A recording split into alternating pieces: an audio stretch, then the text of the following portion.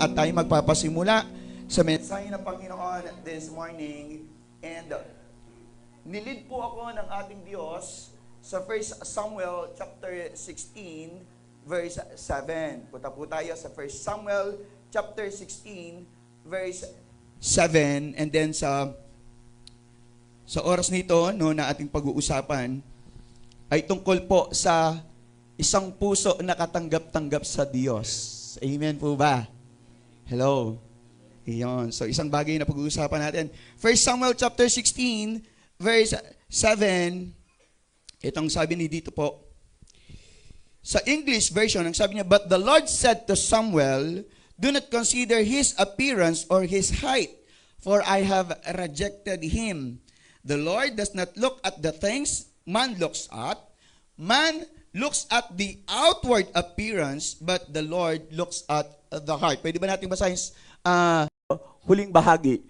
Sabi nga noon, sapagkat hindi tumitingin ang Panginoon na gaya ng pagtingin ng tao, ang tao ay tumitingin sa panlabas na anyo, ngunit Amen. Pagpalain ng Diyos sa kanyang mga salita. Tayo po yung mukh't manalangin. Dakilang Diyos, Ama, makapangyarihan sa lahat, Lord. Kami po yung nagpapasalamat sapagkat sa oras na ito, Panginoon, hindi mo tinitignan kung ano yung pananamit namin, kung ano yung itsura namin, Lord God. Kung ano yung sinasabi ng aming mga pagmumuka, Lord, sa oras na ito. Kung meron mang kalungkutan, nakangiti, o Lord God, or neutral lang yung aming pagmumuka today.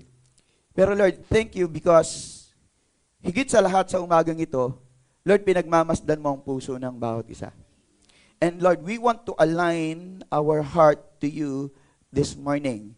Turuan mo kami at tulungan, Panginoon, kung paano nga po namin maituon, maiayon ang aming mga puso sa iyo because ang nais namin, O Diyos, ang aming mga puso today ay maging katanggap-tanggap sa iyo, Panginoon. Maging kaaya-aya po. Salamat at sa oras nito, Panginoon, pinagkakatiwala po namin ng lahat sa iyo mula sa umpisa hanggang matapos ang gawain na ito, maging sa bahagi nito, ang mensahe mo, O Diyos, dalangin ko po na ikaw ang magturo sa iyong lingkod, Panginoon. Ikaw ang maglagay ng bawat talata, ng bawat salita, Panginoon. Sakupin mo ang iyong lingkod, maging ang kabuuan ng iglesyang ito. At ikaw lamang, O Diyos, ang maluwalhati, madakila sa aming kalagitnaan. Sa pangalan ni Jesus at ang lahat ay magsabi ng Amen, Amen, and Amen. Sige, palakpakan natin si Lord. Okay, so ang message si Lord ay pinamagatang acceptable heart. Sabihin mo, acceptable heart. Yan. Isang bagay na talagang nakatingin ng ating Panginoon, na tinitignan niya yung isang puso na kaaya-aya. And maybe some of us today, hindi handa yung puso mo para sa Panginoon. Maaring inihanda mo yung iyong katawan, sapagkat ito iyong binihisan, pinakain, niliguan. But how about your heart? Did you make your heart ready to God? Alam mo, may mga tao talaga, they go to church na kung saan sila po merong nararamdaman sa kanilang puso. Hindi ready ang kanilang kaisipan, hindi ready ang kanilang damdamin. And it is not appropriate, no? Hindi siya karapat-dapat, hindi ka ibig sa harapan ng Panginoon.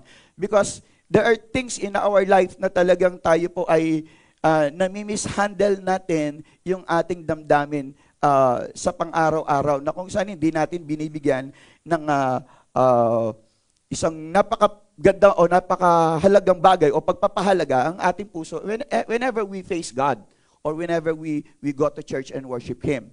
Sino po ba dito yung inihanda niya yung puso niya kagabi pa lang, talagang mag-church ako, tinakda niya, I will worship the Lord, no, I will listen to the Word of God. O sino yung nadirito na baka hanapin lang kasi ako ng pastor, ayaw kong pasyalan niya ako sa bahay.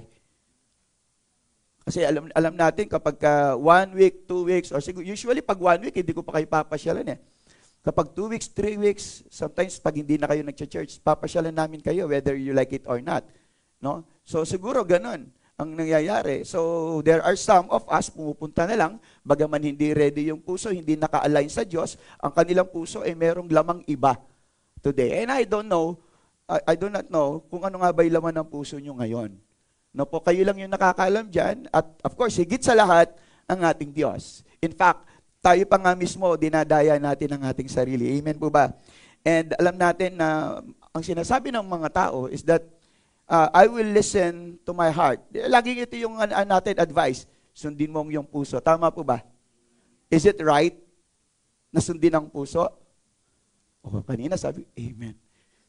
Pero bandang uli nagtanong, tama ba na sundin ang ating puso?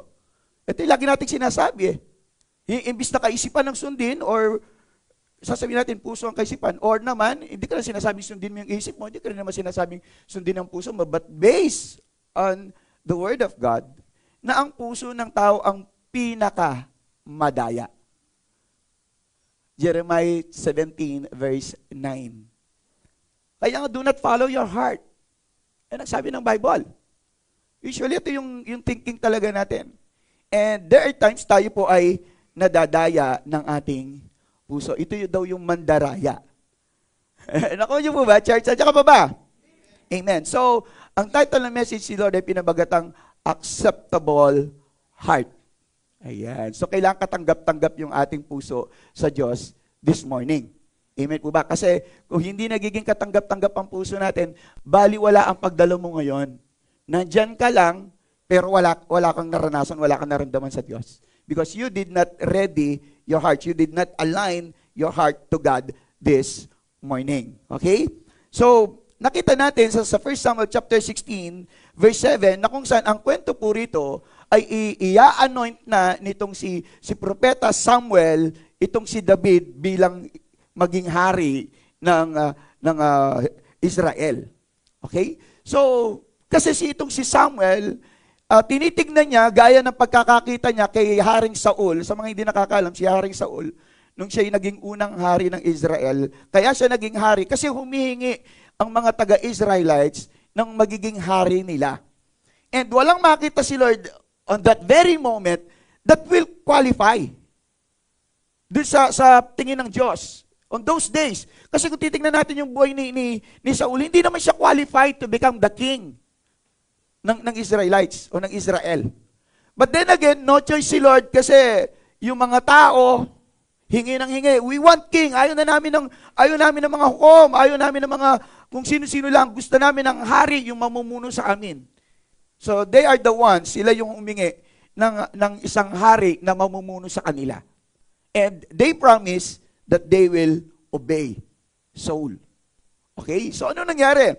Ang sabi ni Lord kay Samuel, pumunta ka doon sa isang lugar na kung saan may makikita ka siya yung pinakamatangkad, pinakamalaking katawan, pinakamatikas, guwapo, at siya yung i-anoint mo bilang maging hari ng Israel. Pinara-praise ko na lang.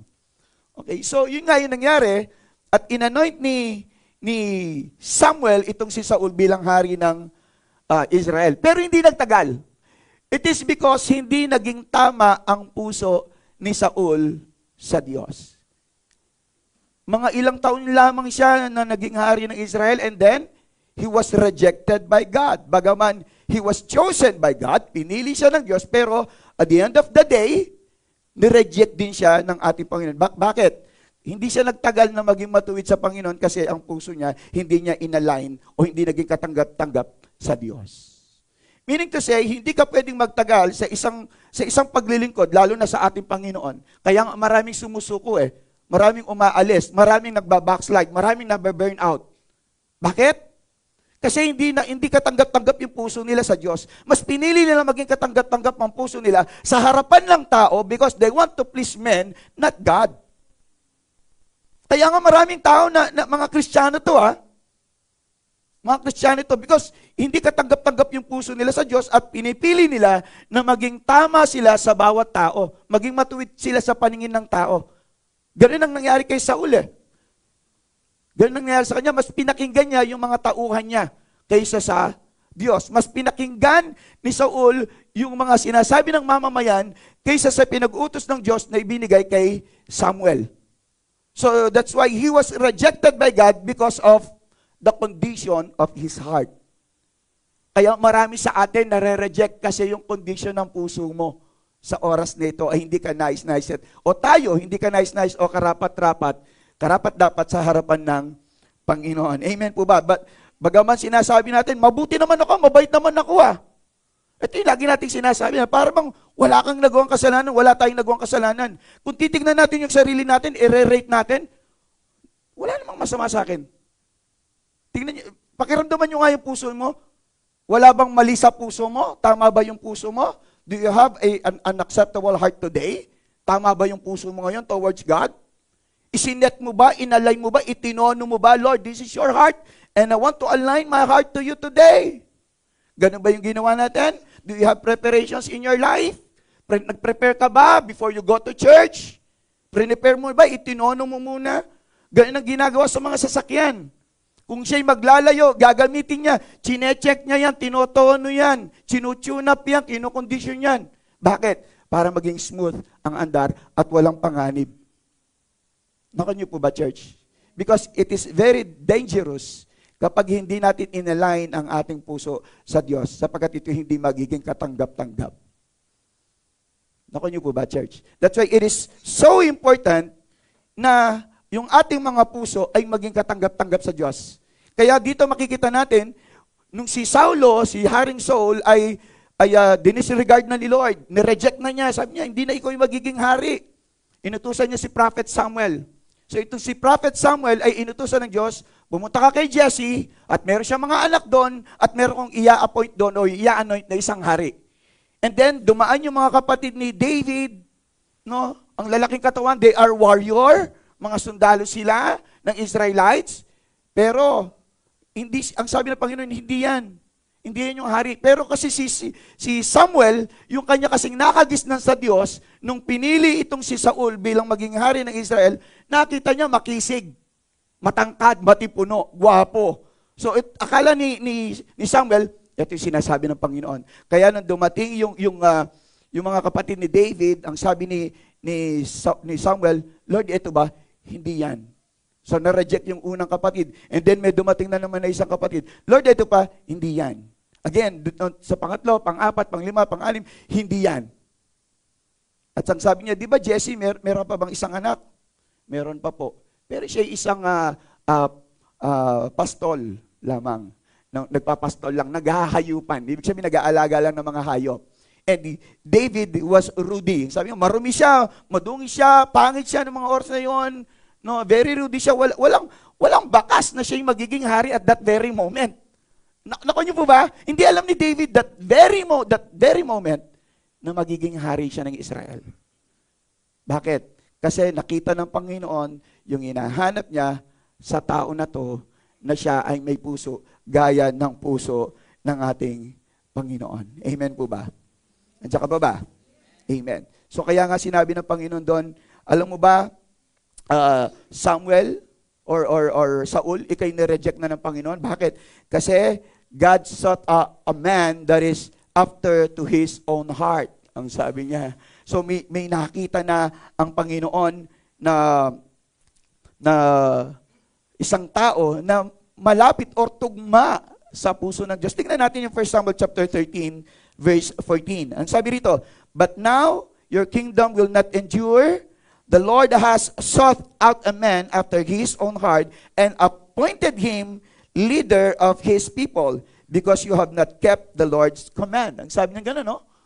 Ngunit ngayon, hindi na magpapatuloy ang iyong kaharian, ang kanyang paghahari, ang kanyang pagiging leader.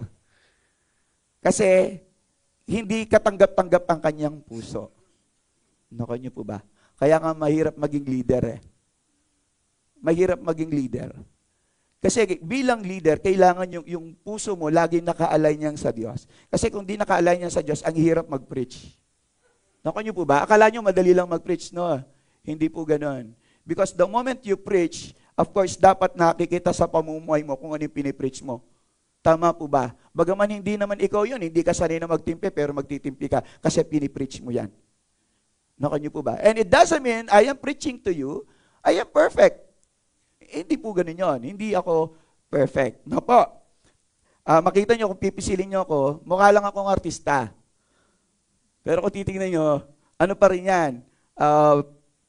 May laman, may pakiramdam, may damdamin, nagugutom, nauuhaw, napapagod, umiiyak. Ganun po kami. Naku nyo po ba? Okay, so, wag nyo don't get us, kumbaga, don't get us wrong.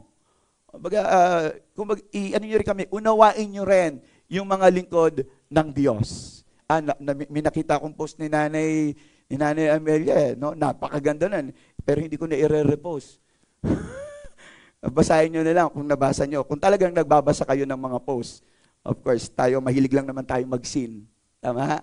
Okay, ikaw lang yung mahilig mag-sin. Okay. So, dito sa Jeremiah 17:9 to 10, gaya po ng sinabi ko sa inyo kanina, tingnan natin, no? Tingnan natin yung Jeremiah chapter 17, verse 9 to 10. Ito yung sinasabi ko sa inyo kanina, na hindi dapat talaga pinagkakatiwalaan ng puso ng isang tao. Okay? Tingnan natin. Punta tayo. Sabi niya, ang puso ay, ano daw? So yung puso mo ba totoo? Totoo ba? May puso ka, mandaraya yung puso mo, or totoo siya? Based on the Bible, ang sabi niya, ang puso ay, baka puso lang ng baboy ito. Baka hindi sa tao. Okay?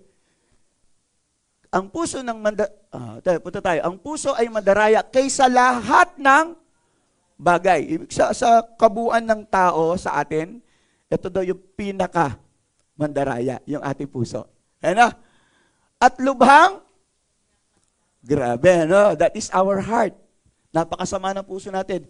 Sabi niya, sino makakaunawa nito? Kaya there are times hindi mo maunawan, ano ba yung nararamdaman mo? Tama? Mahal ko ba siya o gusto ko lang siya?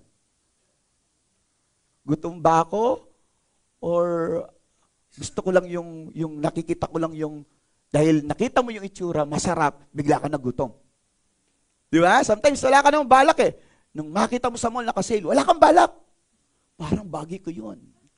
Gusto ko yun. Ano ko niya? So, mandaraya ang puso. We need to understand that. And that is not acceptable before God. Naka niyo po ba? Hello? Habang nandito tayo lumalakad sa ating pananampalataya, tinitignan ng Diyos ang ating puso. Anong uri ng puso meron ka? Kapag ikay nag-worship, what kind of heart do you have? Pag tumutugtog ka, what kind of heart do you have? While you are preaching, what kind of heart do you have? Pag ikay naghuhugas ng pinggan, naglalaba, anong puso meron ka? Pag ikay nagtatrabaho, anong puso meron ka? And in everything we do, ang Diyos, tinitignan niya ang ating mga puso. Nakanyo po ba? Nandiyan ka ba?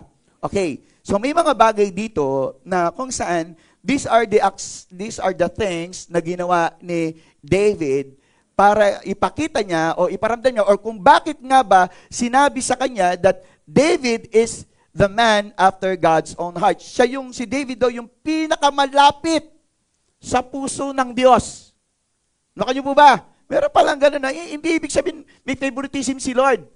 It's just that na-meet ni David yung kagustuhan o kalooban ng Panginoon, yung minimithi ng Diyos.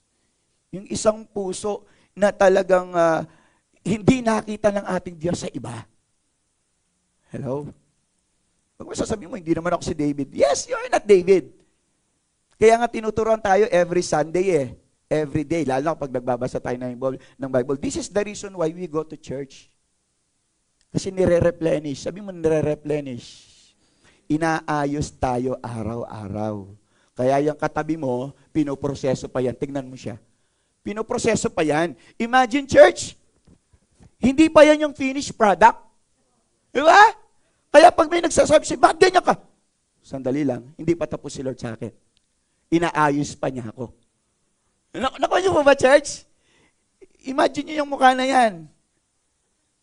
Hindi pa tapos si Lord dyan. Pero ang ganda na niya. Tama? Ang bait na niya. Tama po ba? Matimpihin na siya.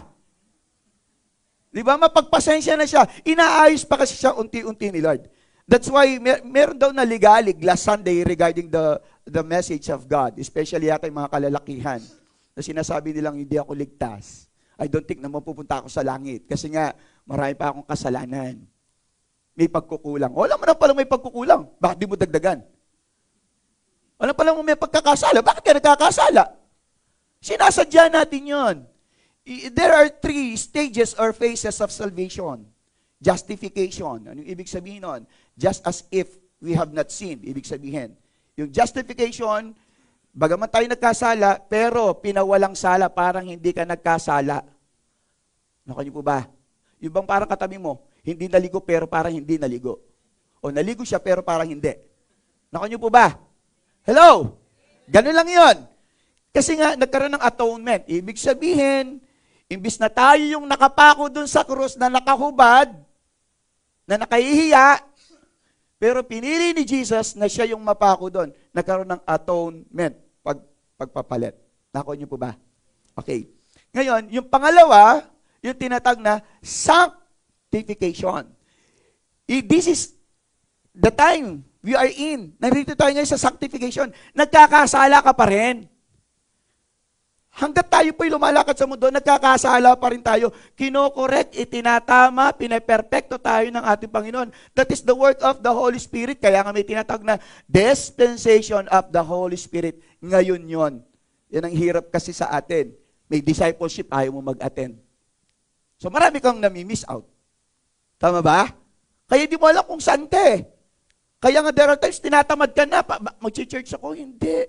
Wala kang pakialam. It is because you don't know your doctrine. You don't know your faith. Sanctification. That's the work of the Holy Spirit. Nagkakasala ka pa rin, pero hindi ka nananatili sa pagkakasala.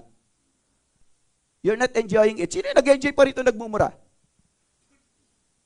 Yung ginagawa mo siyang dessert. Sino dito yon? Yung sabi sa Kapampangan, pagmayo mo na. Okay, yung bang pagkatapos siya nagsalita, sobrang saya niya, nagmura. Galit siya, nagmura. May naamay siya, nagmura. Lahat may pagmumura. Ginagawa niyang dessert. Ibang klase, iba naman yon. Iba naman yon. Ito yung mga tao na ayaw talaga nilang magpa-sanctify sa Holy Spirit. Naku niyo po ba? That's why today, sa panahon na to, nasa dispensation po tayo ng banal na Espiritu and the work of the Holy Spirit ang siyang kumikilos sa atin ngayon, yung tinatag na sanctification. At darating tayo dun sa tinatag na glorification at the end of our life here today, our life here on earth, na kung saan darating ka sa hangganan na tinatag na mag-glorify ka na, yung glorified body. Kasi gusto ng Panginoon, yung kukunin ka niya, talagang okay ka na. Ngayon, kung gusto mo nang kunin ni Lord, maging okay ka na. Ayusin mo na yung buhay mo. Kaya hindi sabi niya, di ba, ang masamang damo, mahirap mamatay. Kaya kung ikaw, gusto mong mabuhay pa ng matagal, magpakasama ka. Nandiyan ka pa ba? Pero kung gusto mo talagang kunin ka na ni Lord, magpakabait ka, magpakabuti ka na. At walang sumasagot na gusto niya talagang kunin na siya ni Lord. Amen. Praise God. Pareho tayo. Sana nga ako, kunin na ako ngayon eh. Ano, di ba? Imagine mo, sabi nga ng ating kapatid, ano ka dito? Ang taas ng kuryente. Di ba? Yung solar, binabawal. So marami mga bagay, mga reason na parang hindi na magtagal dito. Ano po? Nandiyan ka ba ba? Okay. Kung bakit, ano ba yung nakita ng ating Diyos kay David? These are the things no, na nakita niya. I don't know kung mayayari natin, bibilisin ko na lang. Number one is that, si David po, he has a heart for the temple of the Lord. Grabe, yun ang unang-unang nakita ni Lord kay David. Meron siyang puso para sa templo ng Diyos. Hindi niya tinitignan kung ano yung layunin ng templo para sa kanya o pakinabang niya sa templo, kundi kung ano yung mapapakinabangan ng templo sa kanya para mas mag-grow yung temple. Nakanya po ba? Si David may ganun siyang puso. He has a heart for the temple of the Lord. At maraming mga Kristiyano walang ganon na puso. They are not after to the temple of the Lord. Ibig sabihin, this is the temple of God. Yung ating puso. At wala tayong pakialam doon. Wala tayong pakialam sa ating temple. Basta alam natin, tinanggap lang natin si Jesus. That's it. Wala na akong pakialam dyan. Remember, ang sabi ng Panginoon, you are the temple of the Holy Spirit. Kailan lagi mong ingatan yan. But we don't care. Christians don't care. Anong pakialam ko kung di ako nakapag-worship? Anong pakialam ko kung di ako nag-pray? Anong pakialam ko kung di ako nagbasa ng Bible? I don't care. Pero si David, iba siya. Iba si David. Meron siyang puso para sa templo ng Diyos. In fact, merong kautusan doon na kung saan muling maitatayo ang temple of the Lord. At ang sabi ni David, he assumed na ako ang magtatayo niyan. Ako magtatayo niyan. But at the end of the day, hindi siya yung nagtayo. Sino? Yung anak niya, si Solomon. Ang sabi ng ating Diyos sa unang hari 8:17 to 18, ang sabi niya, oo kanya. Dapat si David talaga ang magtatayo niyan. Kasi alam ko ang puso ni David. Imagine ha, sa pagtatayo pala ng templo, kailangan nandoon yung puso nakatono pa rin. Naku niyo po ba? Napakahalaga pala ng puso kapag may gagawin tayo. Kung magluluto ka, wala sa puso mo, huwag ka na magluto. Kung maglalaba ka, wala sa puso mo, huwag ka maglaba. Naku niyo po ba? Because it affects. Naapektuhan yung pagluluto mo, yung paglalaba mo. Tama ba? Wala sa puso mo yung paglalaba, inutusan ka, maglaba ka. Anong gagawin mo? Dahil ayaw mo. Pinakalinis mo, kumuha ka ng brass. Nabutas. Dahil sobra talaga, nanggigil ka, galit na galit ka. Ayoko naman eh. O yung plato, nagugas ka, bag, bag. Diba? So, it affects. It affects. Kapag inutusan ka, wala sa puso mo, huwag ka nang sumunod. Kaya ang sabi ng Panginoon dito, napakahalaga ng puso eh. Especially to the temple of the Lord. Ang tanong, do you have a heart for the temple of God? Meron ba tayong puso para sa templo ng Diyos? Sabihin na natin, this is the temple. This building is also a temple of God. This building. Meron ba tayo ditong malasakit sa church na ito? O pumupunta ka lang dito? May mga taong ganoon eh. Punta lang sila dito, tapos alis na. Hindi po ganoon. Kasi pag napunta ka sa langit, hindi ka na pwedeng umalis pag nag-praise and worship doon. Pag may men's fellowship sa langit, hindi ka pwedeng umalis. Pero dito nagagawa natin, may men's fellowship, so may pupuntahan ako, alis ako. Hindi ka pwede sa langit. May women's, tatakas ka. Tama? Hello? Tapos gusto mo mapunta sa langit. Pagdating sa langit, wala ka na ibang pupuntahan, sa langit ka na lang. Paano yun? O di mabobore ka. Eh, yung women sa katabi mo, siya rin makakasama mo eh. Tama po ba? I don't know, bakit tumatakas yung mga men's? Tumatakas yung mga women's? We must have heart for the temple of God. This is the temple of God. Yung katabi mo, templo ni Lord yan. Ikaw, templo ka ni Lord. Ang dapat nagsasama-sama yung mga templo. Tama po ba? Hindi mo ba nakikita pag nandirito ka, relax ka lang? Hindi mo napapasin? Tama? At inanto ka pa nga eh. Nakapikit ka pa nga eh. Relax na relax. Imagine mo yon. Tinutulugan mo si pastor. Di ba? Ang sarap tama dito, di ba? And we are praying to add more one standee, yung 3-tonner. Para medyo mas masarap, hindi ka na-istorbo kahit na malakas na magilik yung katabi mo. Kahit nagsisigawan na, hindi ka magigising. At wag namang sanang tuluyan ng wag magising. You know? Okay. So, ganun si David, no? Meron siya, yun ang nakita ng Diyos sa kanya. He has a heart for the temple of the Lord. And I encourage each one of us here, magkaroon naman tayo ng malasakit sa templo ng Diyos. This is also your temple. Kung may time kayo, maglinis tayo. Sa atin to eh. Tama po ba yan? At least maski man lang pagwawalis, paglilinis, nakakatulong tayo sa templo ng Diyos. Ganun po si David. Pangalawa, David has a heart that loves to worship God. Grabe si David. Ito yung isang bagay na nakita ng ating Panginoon, ng ating Diyos kay David na hindi niya nakita kay Saul. Kay Saul. Hindi niya nakita. Si David po, gustong-gusto niya nag-worship kay Lord.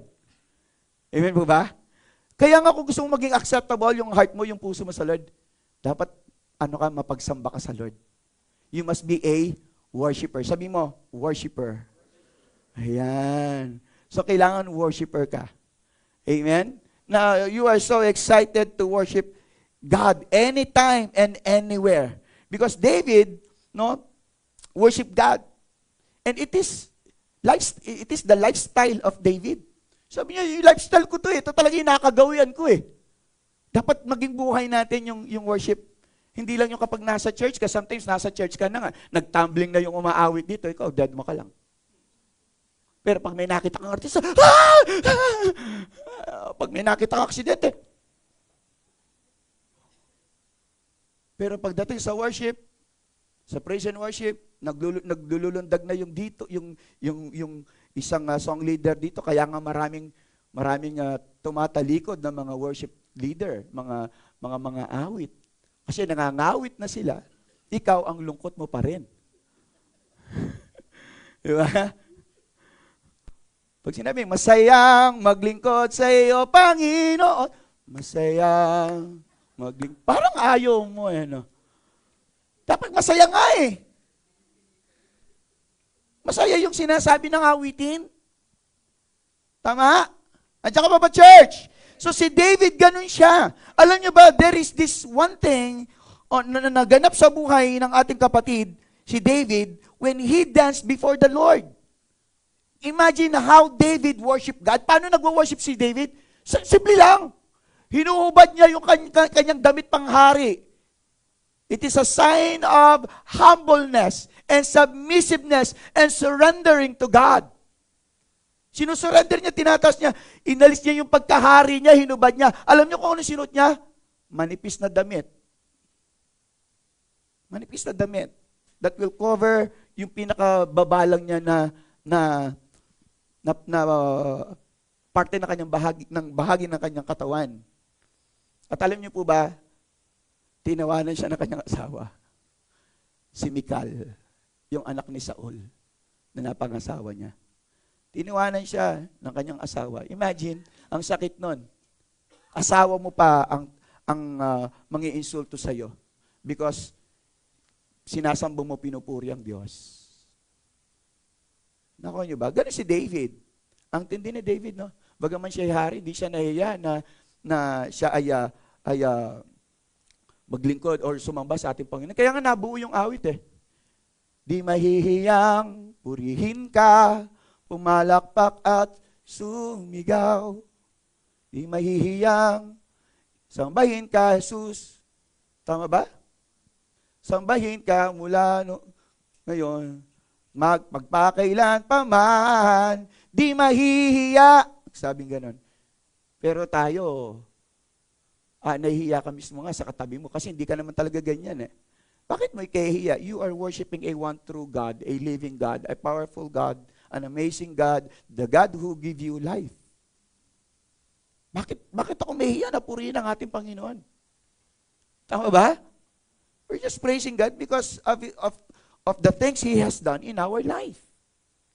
Yung mga bagay na ginawa niya sa ating buhay. So, si David ganito siya. In fact, ang dami pong mga verses sa Bible, especially sa book of Psalm, na kung saan si David, itong sinasabi niya, Psalm 34 verse 1, I will bless the Lord at all times. Sabi niya, ibig sabihin, sa lahat ng pagkakataon, sa lahat ng panahon, gaya ng awitin, sa lahat ng panahon, sa lahat, malungkot siya, masaya siya, may problema siya, wala siyang problema, may karamdaman siya, nasa bingit siya ng kamatayan, wala siyang pera, wala siyang makain, walang maisuot, nag-iisa, he's still worshiping God in his life. Kasi ang pagsamba, hindi naman nakabase sa kung anong sitwasyon meron ka Hindi naman sa mood mo It is according to your heart for the Lord. Ano ba yung kondisyon ng puso mo para sa Diyos? Yun ang tinitingnan ng Panginoon. Hindi ka nagwo-worship dahil sinabi lang ng song leader, taas natin ang ating mga kamay. Ikaw pangayaw mo. Hanggang dyan lang yung kaya mo. Hindi ka proud na nagreksona ka or what. Hindi ka proud. Siguro medyo baka maamoy nila. O kaya, may paganyan pa.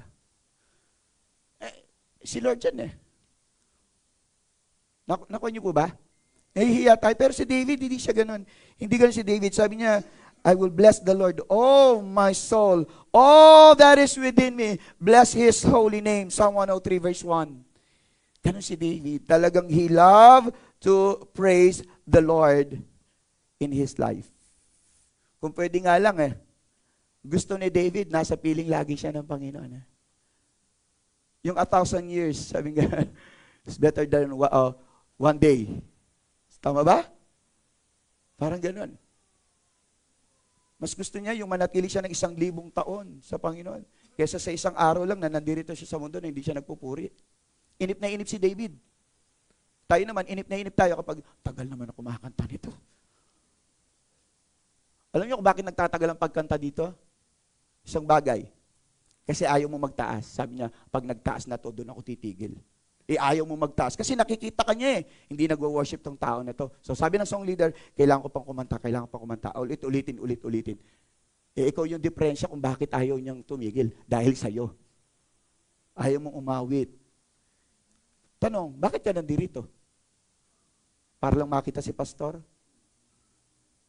Para lang makita mo yung katabi mo? O kaya nahihiya ka? Bakit ka nandirito in the first place? Why do you go to church? Why you're here? Di ba dahil kay Lord? Hindi dahil sa tao. Tama ba? Narito ka dahil kay Lord.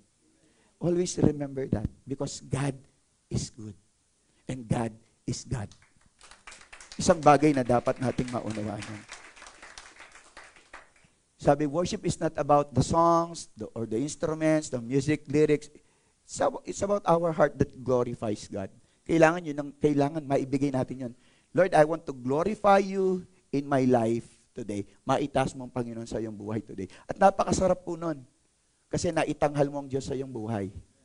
Nagawa mo yung duty mo as a believer of God. Amen po ba? Amen. So pangatlo, a heart that hide God's word. Ito yung isa pang acceptable heart sa ating Panginoon. Katanggap-tanggap ito. Ano daw yun? Yung pinapanatili niya o iniingatan niya ang salita ng Diyos sa kanyang puso. Isang bagay ito na nakita ng Diyos kay David. Kaya nga sabi ni David sa 119:11, anong sabi niya? Your word, sabi niya, I have hidden in my heart so that I might not sin against you. Sabi niya, iniingatan ko ang iyong mga salita sa aking puso upang nang sa ganon, hindi ako magkasala sa iyo. Ibig sabihin si David talaga, as much as possible, ayaw niya magkaroon ng puwang yung kasalanan sa kanyang puso. That's why pinupuno niya ng salita ng Diyos ang kanyang puso. Imagine kung ang puso mo punong-puno na ng salita ng Diyos, ang sabi ng kasalanan, pasok ako dyan. No entry, puno na kami. Occupied ka na ng salita ng Diyos. Walang puwang yung kasalanan. The thing is this, hindi natin pinupuno ng Word of God yung ating puso. Kaya nakakapasok yung pagkainggit, yung pagkagalit, yung pagtatampo, yung pagdadalawang isip, yung pagkatakot, yung pangamba. Kasi may space eh.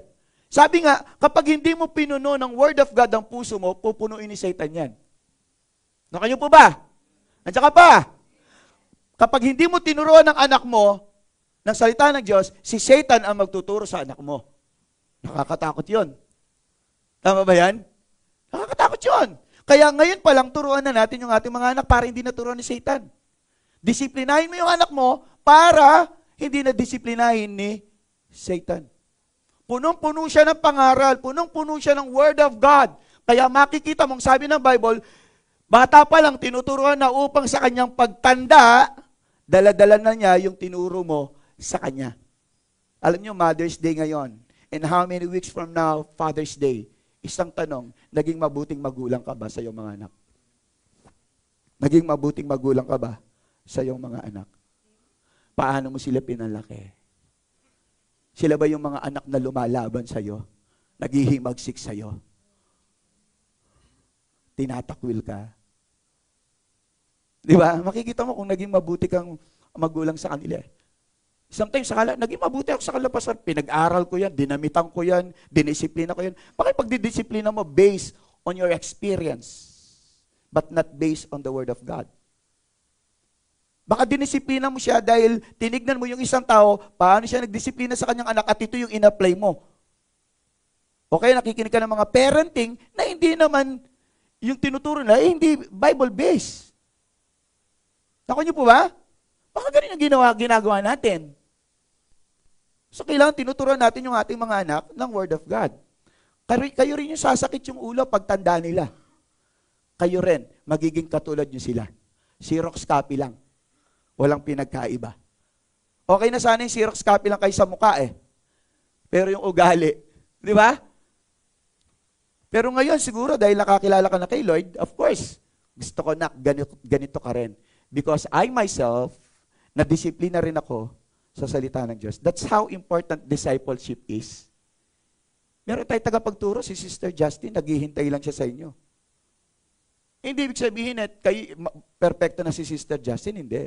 Itinuturo lang niya, i-impart lang niya sa inyo kung ano yung sinasabi sa Bible, and then, kayo pa rin naman ang may decision dyan kung i-apply nyo sa inyong buhay. Ibig sabihin ng disciple is disciplined by the Word of God. Na-disiplina, naturuan sa salita ng Panginoon. That's why Colossians 3:16, ang sabi niya, let the Word of Christ dwell in you richly. Hayaan daw natin na ang salita ng Diyos na nasa ating puso o salita ni Kristo ay talagang yumabong, mangibabaw, mapuno sa ating buhay. Hayaan natin yon. Alam mo, nakakaiyak kung Kristiyano tayo, isa pa mo tayo sa pinagmamalaki natin. Kami lang ang mga religious group. Sabi natin gano'n, no, na talagang nagbabasa kami ng Bible. Kayo hindi kayo nagbabasa ng Bible. Wala naman tayong pinagkaiba sa kanila. Na hindi sila nagbabasa ng Bible sa kanilang simbahan, tayo rin, hindi rin tayo nagbabasa pag uwi natin ng bahay, and we are free para basahin ng Bible, and yet, hindi natin binabasa ang Bible. Nakuha niyo po ba? Pero si David, sabi niya, he always hide or keep the Word of God in him. Lagi daw niyang iniingatan yan, yung salita ng Diyos sa kanyang puso. Gusto niya punuin siya ng Diyos, o mapuno siya, o yung kanyang puso ng salita ng Diyos. Para nun, walang puwang ang kasalanan. So the reason why, kung bakit nagkakasala pa rin tayo, kasi hindi mo pinupuno ng salita ng Diyos ang iyong puso. Kasi we are still enjoying yung sanlibutan. Na-enjoy pa rin natin pag inom ng alak, na-enjoy pa rin natin yan. Nagsarap kaya, di ba? Nakakalimot.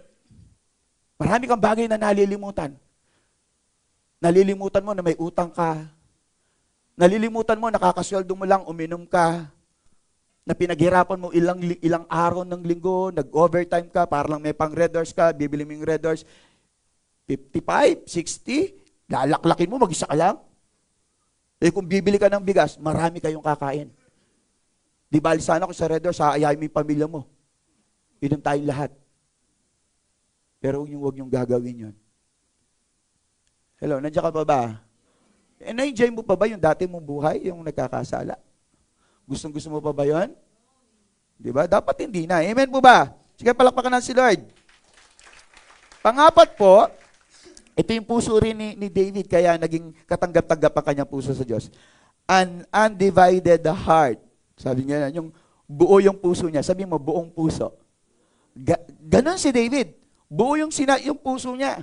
Na pag sinabi niyang, Lord, I will worship you, I will honor you, I will glorify you, I will follow you, I will surrender to you everything that I have. Ginagawa niya yon. Diba yung sinasabi ng awitin, no turning back. Tayo hindi, maglilingkod na ako kay Lord. Kasi pinagaling ka niya eh. Diba? Pinagaling ka niya, maglilingkod na ako kay Lord.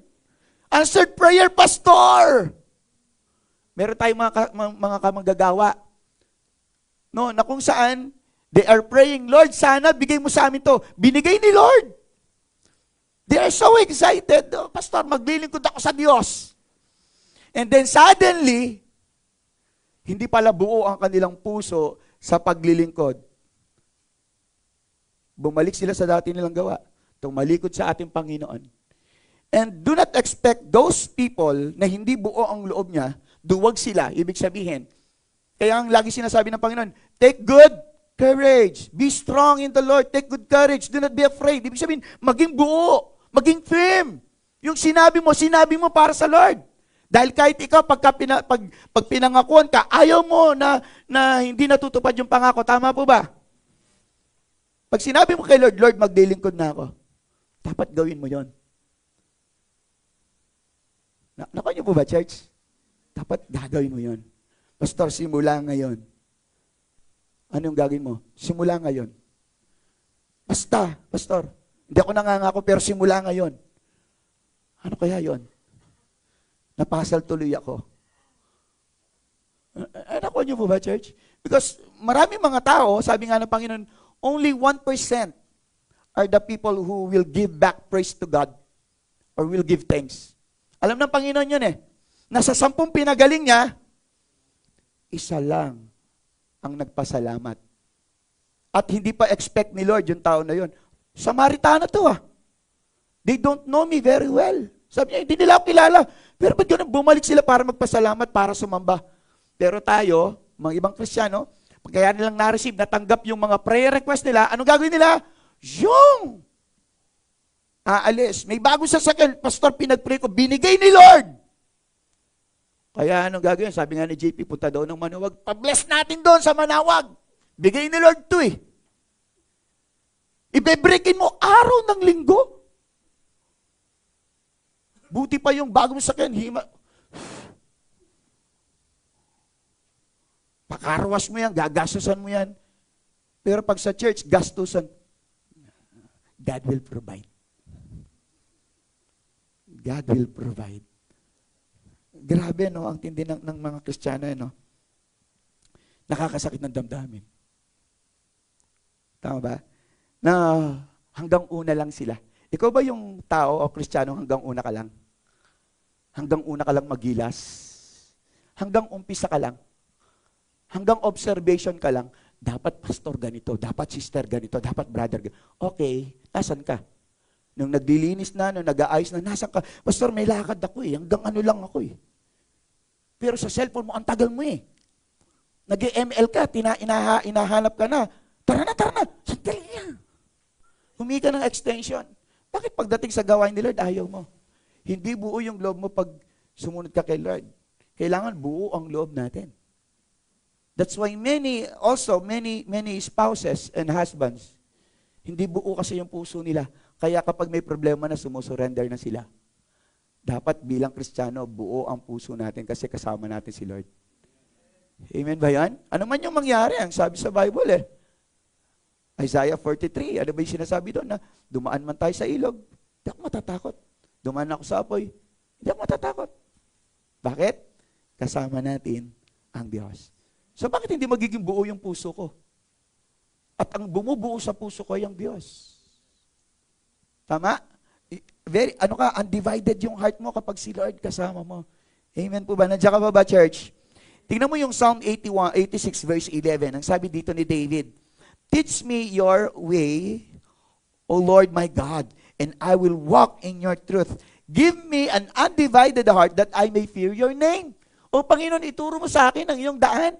Sabi ni David, upang makalakad ako sa iyong katotohanan, ilakip mo ang aking puso upang matakot sa iyong pangalan. Grabe ang tindi na panalangin ni David, no? Meron pa tayong ganong uri ng panalangin sa ating Panginoon na, Lord, ilapat mo, ilakip mo. Ibig sabihin, ilakip mo yung salita mo, yung daan mo, yung katwiran mo sa aking puso. Upang katakutan ko ang iyong pangalan. O igalang ko ang iyong pangalan. Pangalan pa lang yun, ha? Nakuha niyo ba, church? Ang tindi ni David. Sabi niya, Lord, gusto ko na turuan mo ko, no? At bigyan mo ko ng isang matatag. Hindi sinabing matigas na puso. Matatag. Isang puso na nagpapasakop sa iyo, Panginoon. Upang nang sa ganong katakutan kita. You know what? Because napakalaki ng may fear sa Diyos. Ang sabi ng Bible, the fear of the Lord is the beginning of wisdom. That's why nagkakaroon tayo ng kaunawaan, karunungan, the moment we fear God. Ito yung gusto ni David. Kaya dahil nauunawaan ni David ang lahat ng bagay, sabi niya, nagkaroon siya ng wisdom, kaya buo ang kanyang puso. Kasi nauunawaan mo, pag nauunawaan mo yan, di ba? Sigurado, matapang ka. Tama po ba? Nakuha niyo po ba? Because you understand, because you know, at ito yung nagbibigay sa iyo ng lakas ng loob to go on para magpatuloy. Kahit mahirap. Nakuha niyo po ba? Wala naman kasing madali sa mundo May madali ba sa mundo? Walang madali sa mundo. Kaya masanay ka na sa kahirapan or sa paghihirap kasi kasama mo naman ng Lord. Amen po ba yun? Nandiyan ka pa ba? Amen. So, panglima, ang sabi rito, si David, ito pa yung isang puso ni David. Bakit naging katanggap-tanggap sa Diyos? A teachable heart. Sabi mo, a teachable heart. Isang puso na natuturuan o handang magpaturo. Itong isang bagay na napakahirap sa isang Kristiyano, yung maturuan. Ayaw nating natuturuan tayo. Kasi nga, alam natin, may alam tayo, may kaunawaan tayo. Sasabihin mo, alam mo pastor, hindi man ako umabot sa, hindi ako aabot sa kinalalagyan ko ngayon kung hindi ako marunong. O kung wala akong alam. Nako niyo po ba? Sino may nakakaalam ng meaning of life? Alam mo ba kung paano ba mabuhay? Alam niyo ba kung paano mabuhay bukas o mamaya? Hindi natin alam. Pero ang Diyos, ang siyang unang-unang nagbibigay sa atin ng pagkakataon para mabuhay. In fact, today, ang sabi ni Lord sa atin, dinadagdagan ko ang hininga mo, ang buhay mo, hanggang mamaya, hanggang bukas. Hindi naman natin alam kung saan tayo kukuha ng ihihinga natin eh. Because the moment sinabi ng Panginoon, puputulin ko na hininga mo, then that's it. Naku niyo po ba, church? So, in fact, we don't know about life. But we heard about the life. And it is Jesus. At nung kinilala natin si Jesus sa ating buhay, nagkaroon tayo ng buhay. At ang buhay na yon dapat nakaangkla sa ating Panginoong Diyos. Siya dapat ang nagpapalakad, tinuturuan, nagpapaturo tayo sa Kanya. Lord, ano yung gagawin ko? Malungkot ka, anong gagawin ko, Lord? Alam niyo, meron akong isa tayong kapatid, no, na senior ko sa kanya, it is not, kapag may problema ka, sasabihin mo, why? Bakit, Lord? Bakit nangyari sa akin to? Hindi ganun. Usually ganun tayo eh. Pag may nangyari sa iyo, Lord, why? Hindi dapat why. What? Ano, Lord? Ano ibig mo sabihin? Ano gusto mo paranas? Dapat ganun. Naku niyo po ba? Mas maganda kasi yun eh. Ibig sabihin, kaya naganap ang isang bagay sa iyong buhay, may nais ang Panginoon. Tama ba? Hello? Hindi yung why. Lord, bakit ganito? Naglilingkod naman ako. Bakit ako yung nawalan? Bakit ako na-bankrupt? Huwag ganon. Huwag mong tanungin si Lord ng bakit. Kundi, na bakit ikaw. Kundi ano, Lord, ano ba yung nais mong iparanas? Because God will not allow things in your life, hindi hahayaan o ilolob ng Panginoon na maganap ang isang bagay sa iyong buhay na walang kadahilanan. Naku niyo po ba? Kasi mahalaga ka. Makabuluhan ka. Naku niyo po ba? Makabuluhan ka, sabi mo sa katabi mo. Ibig sabihin, he and she is so meaningful to God. God value us. Pinapahalagahan tayo ng Panginoon. Bagaman binabayo ng alon yung ating bangka, gaya ng mga disciples noong panahon na kasama nila si Jesus. Pero hindi naman lumubog eh. Binayo lang sila. Pero hindi sila lumubog. Hindi nawasak ang kanilang bangka because God will not allow it. Ibig bang sabihin, wala nang dahilan para hindi ka makaranas ng bagyo in your life? Yung iba binabagyo, nawawasak yung bangka, lumulubog yung bangka. Pero tayo, hindi lumulubog ang bangka natin. Kaya nga hindi mo nararamdaman na yung problema mo hanggang rito eh. O lubog ka na dito. Sino nagsasabi dito hanggang rito yung problema ko? Sino dito? Hanggang saan yung problema? Hanggang tuhod? Sino dito yung may problema? Amen. Praise God. Palakpakan mo si Lord, may problema ka. Okay, hanggang saan ang problema mo? Hanggang bewang? Hanggang dibdib? Hanggang bukong-bukong? Hanggang kuko? Hanggang saan? Hanggang tuhod? Hanggang saan yung problema mo? Hindi ka pa naman talaga lumubog, di ba? Ang sabi sa Bible hindi pa naman dumanak yung dugo sa dinaranas mo ngayon. So still, God is good in your life. Hindi ka naman dumating sa magpapakamatay ka na yata. Hindi pa naman. Hindi pa? O, hindi ka pa lubog. Kaya pa. You can still handle it because God is with you. Amen? Kasama mong Diyos. Amen? Amen. So, ang sabi dito ni David, imagine this kind of heart na meron si David. Ang sabi niya, Psalm 51:10, ang sabi niya, create in me a clean heart. So, napapaturo si David. Sige Lord, likhan mo ako ng isang malinis na puso. Gusto ni David yon. Tayo ba gusto natin yon? Sinasabi mo, Lord, create in me a clean heart. Ito pang sinabi pa niya. Psalm 139, verse 23. Search me, O God, and know my heart. Siyasatin mo ako, Panginoon, at alamin mo ang kaibuturan ng aking puso. Sabi niya gano'n.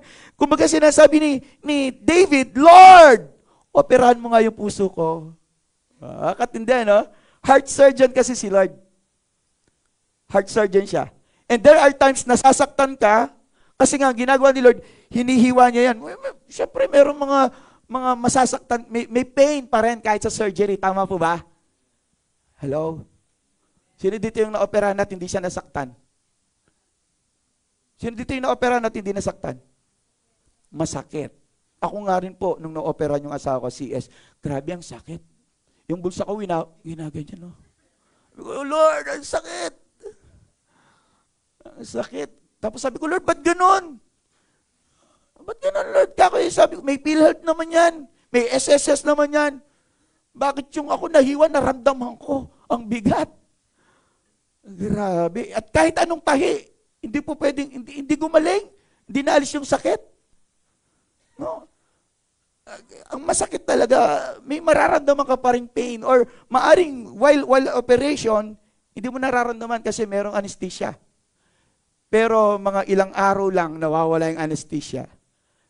Doon mo na, nasaktan pala ako. Ang sakit pala. Doon mo na, kaya umaayaw yung mga tao, ayoko ng mga anak! Sabing gano'n ayoko na. Kung ikay nabigo sa pag-ibig, ayoko na umibig. Sabi ni Brother Allen. Ayoko na pastor. Di ba, Brother Allen? Pero nakita ko doon sa My Day. Hindi ko nasasabihin niyo kung ano. Nakita ko lang. Pero hindi ko pinindot. Baka sabihin, tinitignan ni pastor. Tinignan ko na lang na yun yung My Day niya. Walang dala. Pero alam niyo, ako naniniwala. Sasagutin na yan. Pero hindi ako naniniwala nasa Baguio. Naniniwala ba kayo nasa Baguio? Wala, di ba? Nasa Pampanga yan. Isang namimili sa SMT. Shopper. Pero nakakatakot yung mga shopper. Kasi hanggang sa bahay, Shopee. They are shopper. Ang sabi nga dong sa isang biruan, ang tingin daw ng lalaki, nagtanong yung babae, Han, what do you think of me? Paano mo ako maiyahalin tulad? Paano mo ako isasalarawan? Isa kang workshop. Wow. Pag sinabing workshop, ano ibig sabihin? Isang pagawaan. Lugar ng pagawaan. Tama po ba? Workshop. Working area. Tama po ba? Hello? Sabi ng babae, bakit mo naman nasabi yun? Me? I'm working. You? Shopping. Workshop. I work, you shop. Sabi, ganun din yung mga babae, nagsashop lang, then lalaki yung nag-work. So, of course, ito yung gusto ng Panginoon sa atin, na lagi tayong natututo. At natututo tayo sa salita ng Diyos. Tama? At ang salita ng Diyos na ating nababasa, nagaganap sa ating buhay yan. At yung binasa natin, dahil naganap sa ating buhay, i-apply ngayon natin yung ating nabasa doon sa kaganapan na yon. Naku niyo po ba? Church, the reason why, kung bakit tayo, sabi ng Panginoon, magbasa ka ng Bible, para lang sa ganun, itetest ka niya. Tama? Hello? Sabi rito sa Hebrews 12:5, do not lose heart when He rebukes you. Naku niyo po ba? Hello? The Lord tests the heart. It is God who tests our heart. Laging tinetesting ng Diyos ang ating puso sa pamamagitan ng mga masasakit na salita, mga naririnig natin, mga nakikita natin, mga na-experience natin. Tinetest lang ni Lord yung puso natin. How would you react? Kasi ang galing-galing natin mag-advise di ba? Sister, brother, ganito lang yan. Payaan mo na, kalimutan, huwag pasinin. Pero nung sa'yo na, pinansin mo. Pero kasasabi mo pa lang, huwag mo silang pansinin. Ano ba gagawin nila sa'yo? Basta't ka lang. Di ba ganun tayo? Ganun ka rin ba mag-advise? Hello? Kaya kung huwag mong gustong bumalik sa'yo, huwag ka na mag-advise. Huwag ka na mag-advise. Ganito lang sister, ganito lang brother. Ang galing natin. Pero nung ikaw na, ay ali, pastor, basta't ako. Di ba? Just praise God in your life. You are being corrected by God. Tinatama ka lang ni Lord kasi may tama ka. Sabihin sa katabi mo, hindi, itinatama. Huwag sabihin may tama siya. Itinatama ka ng Diyos. Ang sarap na. Masakit talaga eh. Kapag itinatama, alam mo yung braces, pag itinutuwid, inaalign yan, hinihigpitan yan eh. Ang sakit eh. Hindi ka makanguya, hindi ka makangiti, kakain ka. Sabi ng mga may mga brace, akala mo speaking in tongues. Talagang, dahil tinatama eh, kaka-adjust eh. Noodles lang yung kakainin.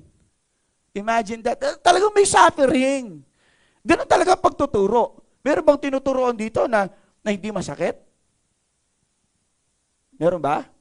Masakit. Lalo na kung salita ni Lord dyan. Ang sakit kaya ng salita ni Lord. Tama ba? Eh tayo naman dapat magpaturo tayo. Magpatama tayo. Ibig sabihin magpatama, hindi yung sadyain mo ha. Ibig sabihin, tayo. Dapat sana tamaan tayo. Pag may sinasabi rito, sa'yo yun ha, sinabi ni Pastor, sa'yo yun.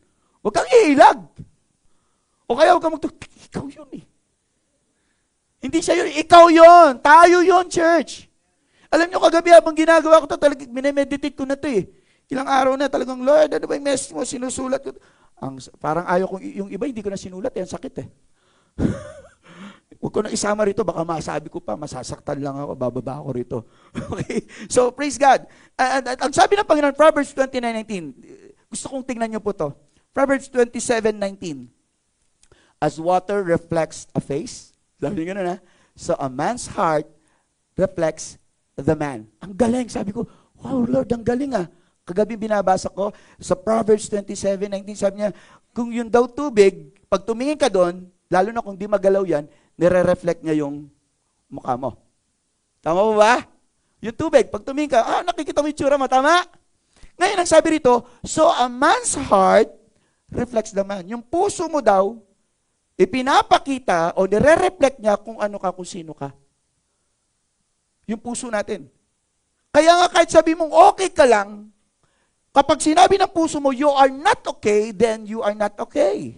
Whether you like it or not, lalabas at lalabas yan. Kumusta ka na? Okay lang ako, Pastor. Okay lang ako, Pastor.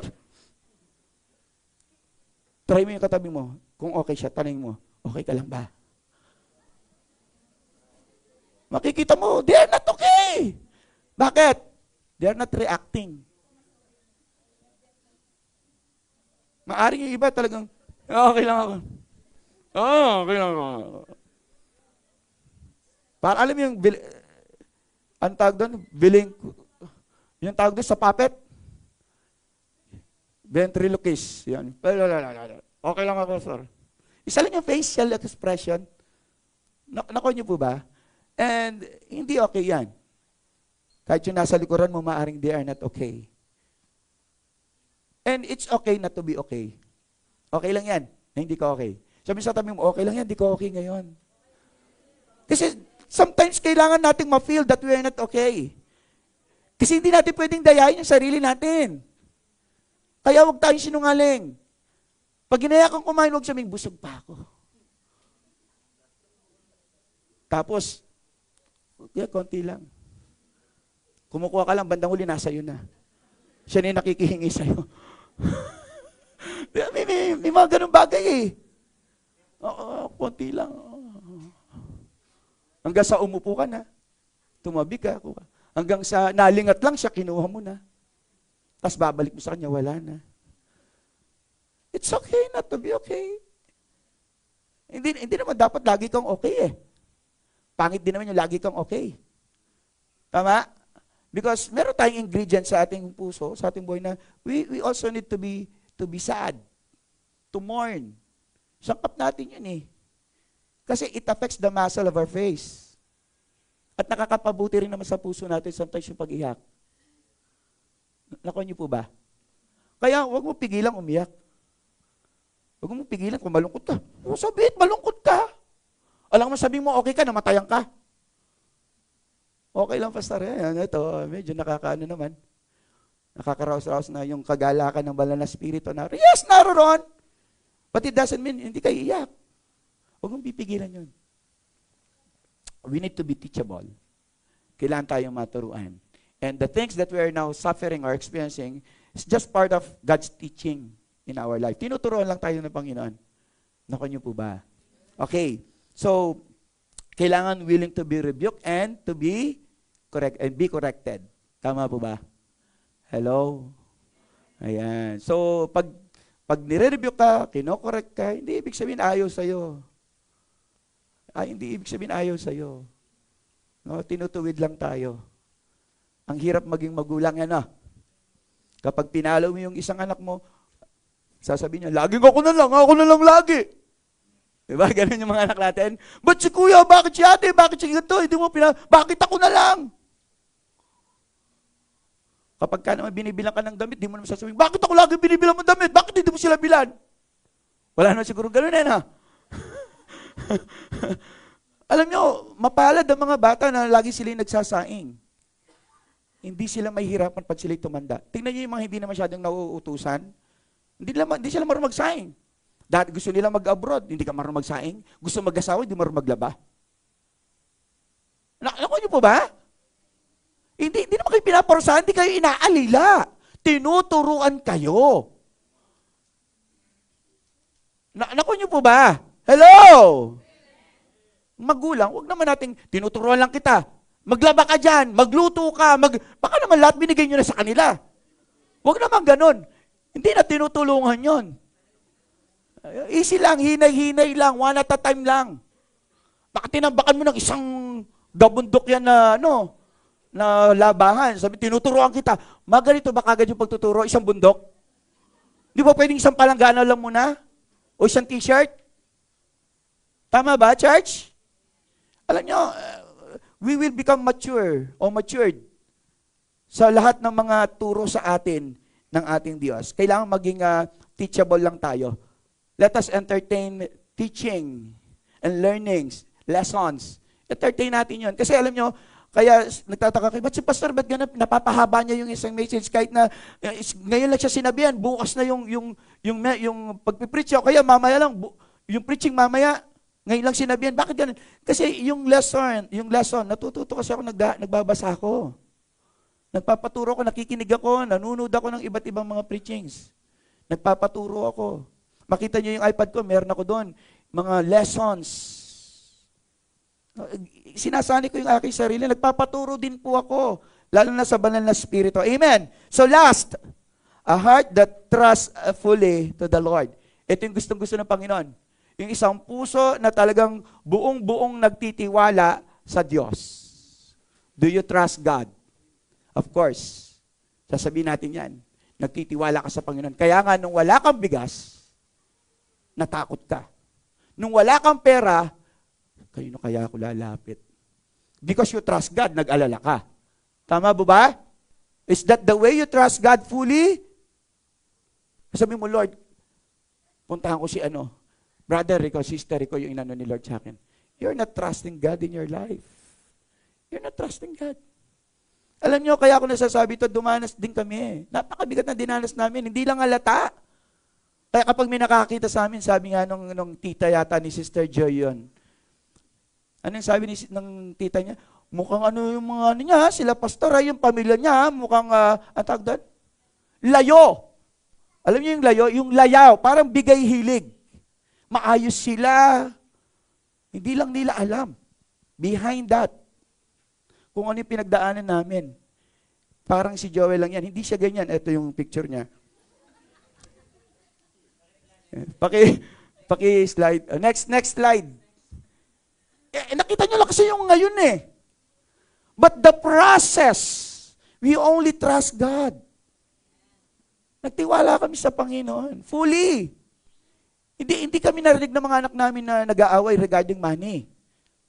Kasi unang-una, nasanay kaming walang pera, cashless talaga kami. Noon pa man. So hindi namin pinag-awayan yun. Lagi kami, we always pray. Pinagpe-pray lang namin naman yung mga bagay-bagay sa aming buhay. We trust God fully. That's why until now, nakagraduate yung mga bata and so on and so on. Praise God, gagraduate si Hannah this year. No? Praise God. Praise God. Kasi may mga nakakilala sa amin dito, they know kung paano kami mamuhay. But because we trust God fully in our life. Ganyan lang naman napakasimple lang naman ang buhay Just trust God fully to the Lord. Huwag kang matakot. Huwag kang malungkot. Inaalala mo lagi yung bukas, di mo naman alam kung gigising ka. Sino nagsasabing gigising siya bukas? Panalangin mo. Ako pinapanalangin ko, Lord, samahan mo pa rin kami bukas. Masilayan ko yung dakila mong mga gawa. I always pray that kind of prayer. Kasi maaaring din ako gumising the next day. Nakanyo po ba yan? And I trust fully sa ating Diyos na gigisingin kami ng Panginoon. Sino nagtitiwala dito na gigising siya ng Diyos bukas? Ang sabi ng Panginoon, Proverbs chapter 3, verses 5 to 6, trust in the Lord with all your heart. Hindi niya sinabing with 90% of your heart. Hindi niya sinabing 99% of your heart. So sinabi niya, trust God, trust the Lord with all your heart. At ang sabi niya, after saying that, trust the Lord with all your heart, and meron pa siya sinabi. In fact, kung titignan mo, trust in the Lord with all your heart. For me, that's enough eh. Pero may sinabi pa si Lord doon. Anong sabi niya? Sa lahat ng iyong mga lakad, siya ay iyong kilalanin. At, meron pa siya sinabi, itutuwid niya ang iyong mga landasin. This is a command that has a promise. Tingnan niyo, huwag niyo lang basta basahin yan. May command. Ano sabi niya? This is the command. Sa lahat ng iyong mga lakad, siya ay iyong alalahanin, isipin, isalang-alang. And then, ang sabi niya, this is the promise. At, itutuwid niya ang iyong mga landasin. Ibig sabihin, hindi ka maliligaw. Mararating mo yung lakarin na talagang kung saan ka nais palakarin o papuntahin ng ating Panginoon. Just trust Him. Bakit kung pagtitiwala ng Panginoon? Kasi alam niya ang gusto mo. Alam niya ang nararapat sa'yo. Hindi ikaw nakakalam ng dapat o mga bagay para sa'yo. It is God. Naku mo ba, church? Hello? Trust the Lord. Trust in His power. Trust in His name. Ganun si David eh. Talagang nagtitiwala siya talaga sa ating Panginoon. Ganun ang ating kapatid na si David. Napakabuti ng Panginoon eh, no? Amen ba yon?